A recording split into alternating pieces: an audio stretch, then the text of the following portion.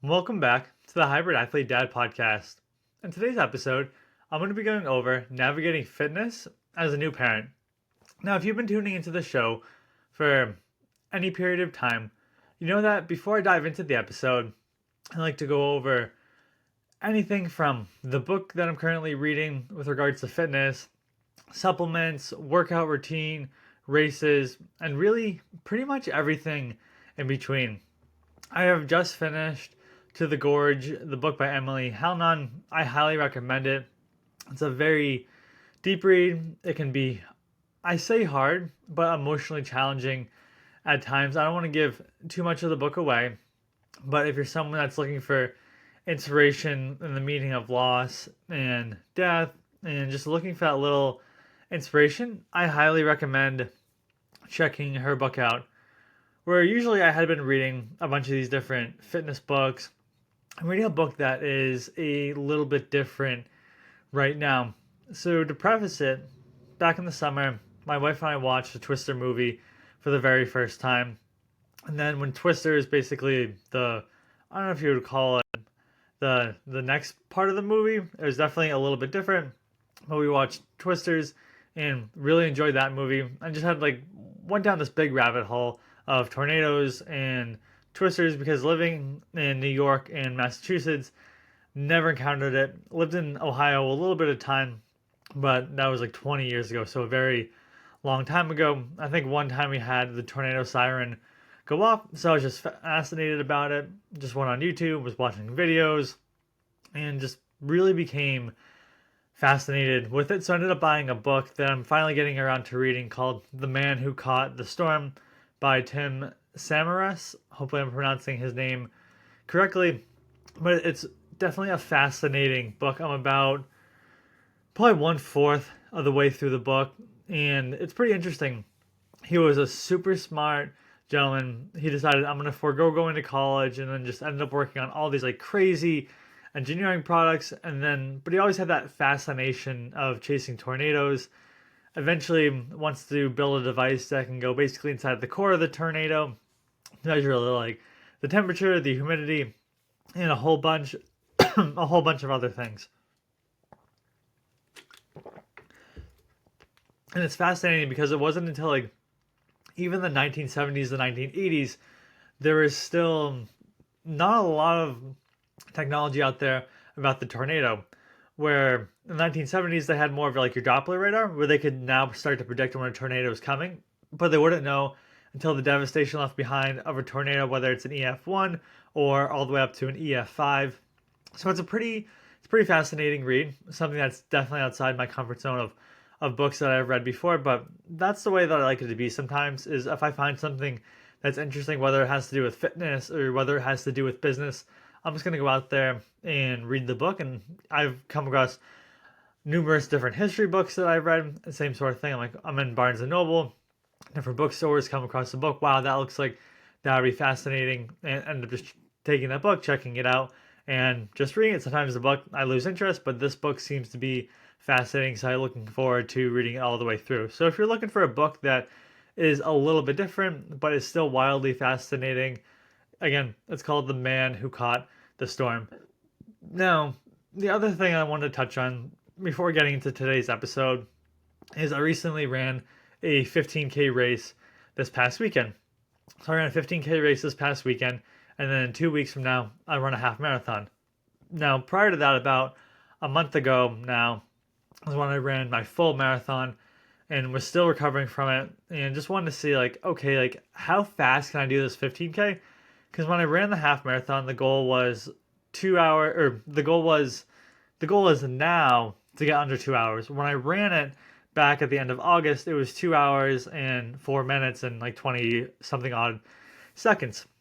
When I was running the half marathon, I had one goal in mind: finish. That was the same thing with the marathon. One goal in mind: finish. When I ran that first 5K, same thing: finish. Now that I did this 15K, I was like, okay, let's see how fast I can go. But honestly, I wasn't sure.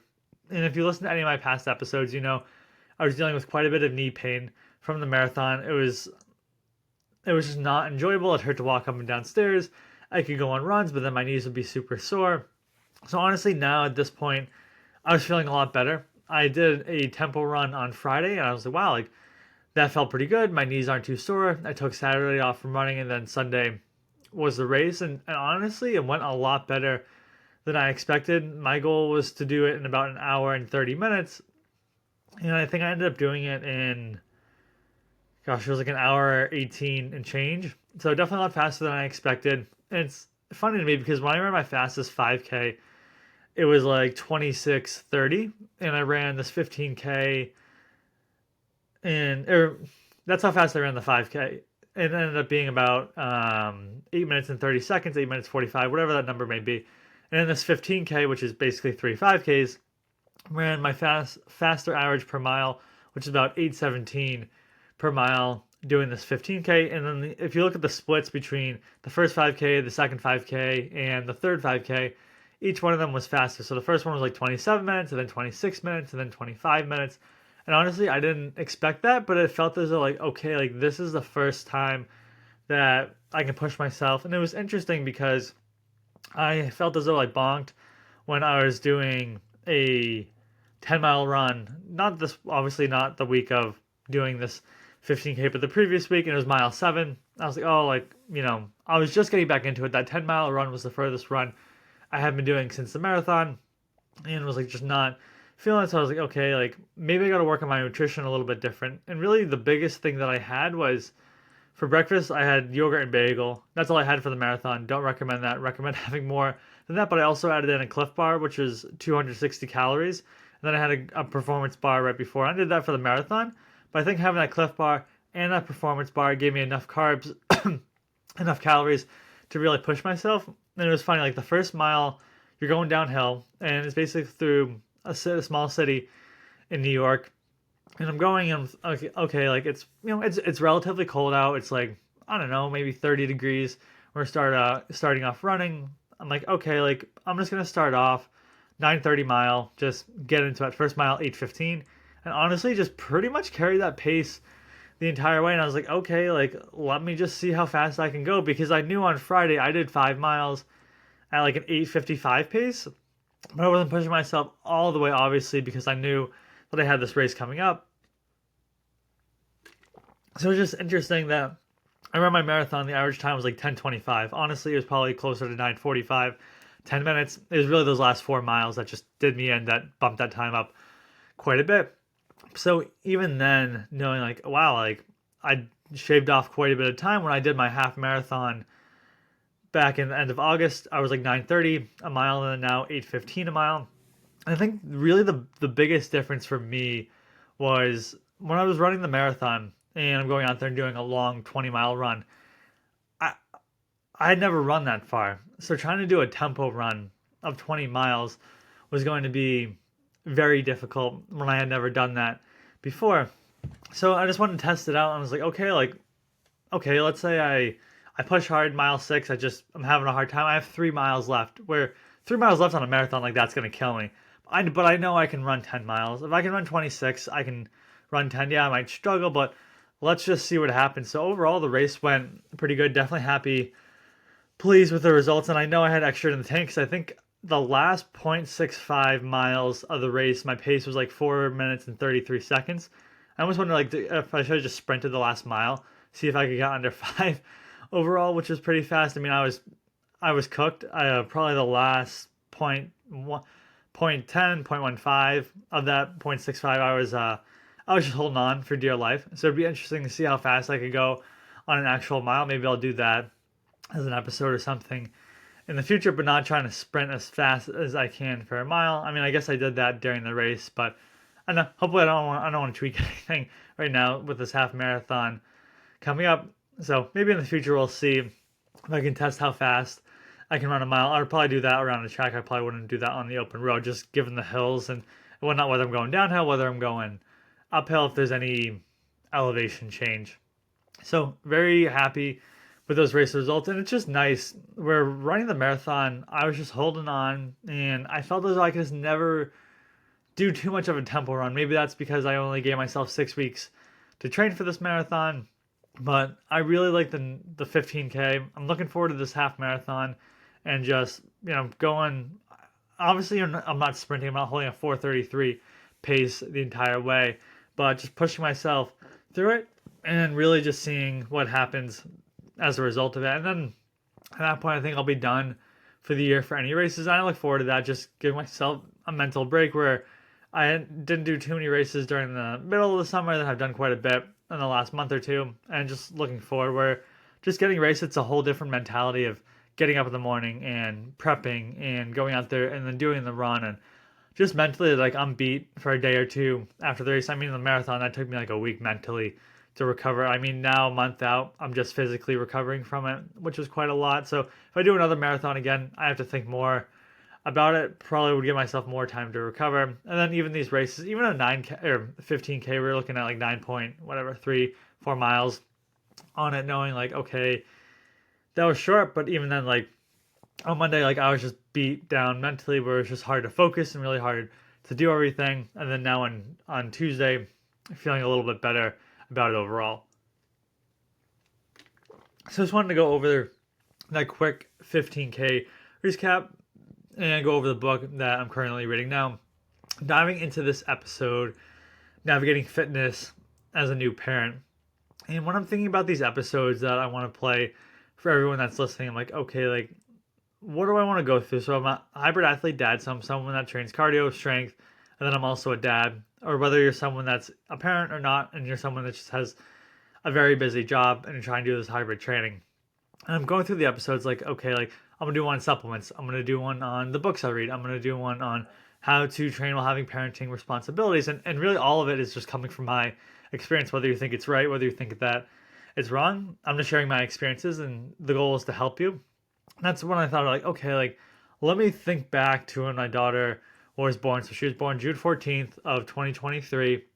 And thinking back to that time, like, okay, like, what was it like having her? So she's 16 months when I'm recording this episode, and then by the time this episode drops, she's gonna be 17 months old. So it's obviously been a while, but I can think back to those times being a new parent, and that's really what I want to talk about in this podcast, because nothing can prepare you for it. We took the classes, we toured the hospital, we read the books. I mean, we did everything, the whole 9 yards. But when it comes to game time, when our wife had our daughter, those first few weeks, no one can prepare you for that. And the old cliche is, get to sleep now while you can, and that sounds great. But no one can prepare you for it when, at least for us, when our daughter was born, and all the new, I would assume, if she's like most newborns out there, she was up every 2 to 3 hours throughout the night. I mean, throughout the day, even, having to be fed and changed. So, like, she might be up, 10 p.m., 12 a.m., 2 a.m., 4 a.m., 6 a.m., 8 a.m. Obviously, she would sleep quite a lot, but it's more just she'd be crying because she's hungry, or crying because she needs to be changed, or just crying just to cry because she's a newborn. So there's a lot that goes on when all of a sudden it's just you and your spouse, whether your husband, whether your wife, depending on who's listening to the episode. But when you have your first child, a lot of things are going to change. So first and foremost, I'd say it's just going to be absolutely exhausting. That's just, you have to understand, that's just the way that it's going to be. When you go from getting a full 6, 7, 8, 9 hours of sleep a night, and you could sleep in on the weekends, and now all of a sudden, like, every night just feels like a chore, in the sense that obviously I want to take care of my daughter, but I'm seeing hours of the day that I have never seen before, and I prefer not to see. But I know that this is my responsibility as a parent, is to take care of my daughter, make sure that she's fed, and make sure that everything is okay with her. And gradually over time, I found that with our daughter it got easier, where her wake windows, or her windows in between when we have to feed her, go from 3 hours to 4 hours to 5 hours to 6 hours. I think by week 5 of having our daughter, I think she's sleeping 6 hours a night. But those first couple of weeks were obviously definitely very difficult, just in the sense of just sleep deprivation, of getting broken up sleep, where I might be sleeping 6 hours, but it's 6 hours over a 24-hour period, not 6 hours straight.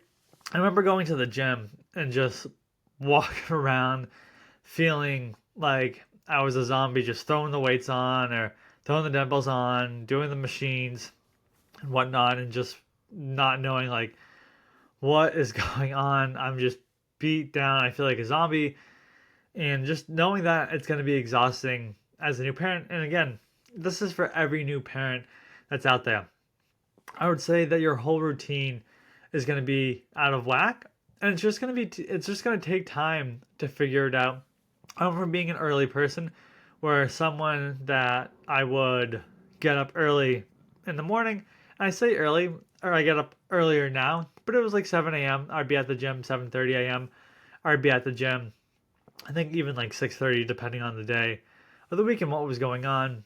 And all of a sudden, like if I'm feeding my daughter at 3 a.m. and I'm up with her till 4:30 a.m., it's going to be difficult to get up at 6 a.m. when I've just got 2 hours of sleep. And I should also say that I was on paternity leave, and it was nice in the sense that got 6 weeks through my job, and then I got another 6 weeks through the state of New York, paying into it, Paid Family Leave Act. That might be the Massachusetts one, but in essence, that's what I had gotten. So I got 12 weeks off. So I was able to go through and work out at the gym during the middle of the day. Sometimes it might be 10 a.m., 11 a.m., 12 p.m., 2 p.m. Whenever there's an opening, and I could have a moment to go to the gym for an hour, but knowing that my whole routine was going out of whack. And it's definitely different when you go from working out in the morning to working out at like 11 a.m. and you're working out with all the senior citizens who are retired and who don't have a job. It's different than working out with people that are around my age. And yeah, it's a different vibe in the gym. That's just how much I'm gonna say about it. And it's just gonna take time to figure it out. Eventually, you'll figure out like, okay, this is when my daughter's up. This is when I'm gonna start going to the gym, and then you're just gonna be consistent. Okay, I'm gonna go to the gym right now every day at 10 a.m. or 2 p.m. I know in a month or two, I'm gonna be able to go back in the morning once my daughter is she starts to I don't know if she started to figure things out, but her sleep schedule gets a little bit more regulated, I would say. So it's just gonna take some time to figure out. I would recommend if you could and if you have it, doing some at-home workouts. So this could be going for a run. Obviously, you could do that during any day of the week, whether right now or doing it when you have your son or daughter. But doing your home workouts, I highly recommend those. And besides those, you could buy dumbbells, you could buy curl bars, you could buy bench. I mean, it doesn't have to be super expensive. That's really what I did during the pandemic when in the beautiful states of New York and Massachusetts decided we're going to close down the gyms and not let anyone get their fitness in. So, I mean, I was doing things like I was staying at my in-laws actually. Or I don't even know if my wife and I were engaged yet at the time, but was staying at our in-laws because me and my wife we were in an apartment, but then both our jobs went from the office to working fully remote, and our apartment was pretty small, so we wanted to get out there, get out more to the countryside. Stayed with the in-laws. And I remember taking like a 2x4, putting cinder blocks on the end and just curling that. I remember taking a what was it, a wheelbarrow and throwing in concrete blocks and stones and just miscellaneous items that my father-in-law had laying around and just doing like shrugs with it and just pushing the wheelbarrow around, trying to do like farmer's walks, doing lunges on their front steps. So, I mean, now they have to go to those extremes. Even like I remember having a backpack and just throwing like tons of like different like heavy items in it and doing push-ups with it. I mean, we were really improvising during the pandemic, especially with the gyms that were being shut down, especially in those two states that I had been in. But just doing at-home workouts, you go to like Walmart or I mean, you can obviously buy. I don't know if you would call them better. I mean, weight's a weight. At the end of the day, but let's say if you're doing better quality, there's obviously other options out there. But I just bought weights for Walmart, so I'd buy like pretty much everything from like 5 to 50. So I could do like different types of lunges and different types of squats and shoulders and chest. Obviously, it's not ideal, but if you don't have to go out and go to the gym, it's just gonna make it that much easier. And that's sort of what I did in the early stages where I wouldn't go to the gym every day. I do more of these at-home workouts. Again, not what I described during the pandemic. I wasn't using cinder blocks anymore. I had actual weights. I was able to go out and buy them, buy a little bench, buy a little curl bar. Again, it really wasn't perfect, but it allowed me to be around my wife and around my daughter all the time. Because I mean, my wife would obviously, she would be exhausted. And I don't want to leave her by herself all the time. So I had those at-home workouts. I would say just to stay consistent, and patient with yourself. When I'm going to the gym 5 days a week, now all of a sudden I have the monkey wrench of having our daughter, where now I'm out of my routine, and I feel guilty if I go to the gym because I don't want to leave my wife, and my daughter alone. And then I feel guilty if I don't work out because it just feels good to work out. And just knowing like, okay, like I'm just gonna try to make the time to go to the gym. I know eventually our daughter, she's gonna get on a sleep schedule. Things are gonna get a little bit easier, but right now this is what I'm dealing with. I'm trying to go to the gym that I can and just be patient with yourself. Understand this is something that every new parent that they deal with is when they have a son or daughter, that everything just gets thrown out of whack. I mean, unless you have a son or daughter and they just sleep perfectly 8 hours from the night, like right from the start. I mean, I'm talking like 10 p.m. to 6 a.m. or whatnot. But most chances are that's not going to be the case. And really, the last thing that I want to mention is when you're doing these workouts, when you're exhausted, when you're beat down, it's just remembering who you're doing it for.